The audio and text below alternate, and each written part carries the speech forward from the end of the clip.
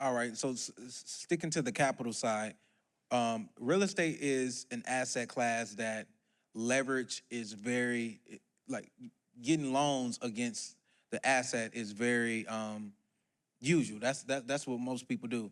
When does it ever make or does it ever make sense to buy real estate in cash? So I'll start with you, Cam, because you smile. I don't think it makes sense to buy cash. I mean, it just depends unless you're moving large sums of money as a family office or something like that, where it's just you're playing by different rules at that point.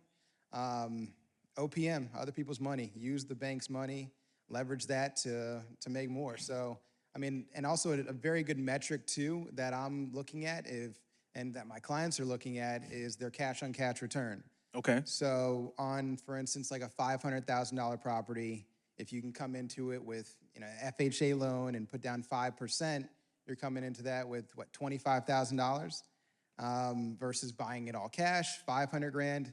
If the NOI is, call it 100 grand on that, then you're making 20%, or let's say the NOI is $50,000. So you put down 500K, NOI is $50,000, you're making 10% on that 500K.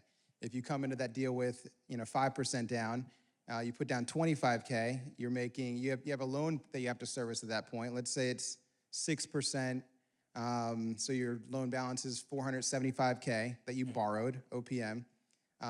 That payment is going to be probably like in the $35,000 range if you have like a 30-year loan. So you're making what, $15,000 on your $25,000? That's a 60% cash on cash return versus 10% cash on cash return if you go all cash 500K. So you just want to look and see how hard is that dollar. Every dollar you invest, how hard is that working for you? All right. And Taylor, have you ever considered purchasing anything cash, or do you ever think it makes sense? No, just it's why use your own when you can use other people's, right? It's just other people's money. I feel like is the best way to do it.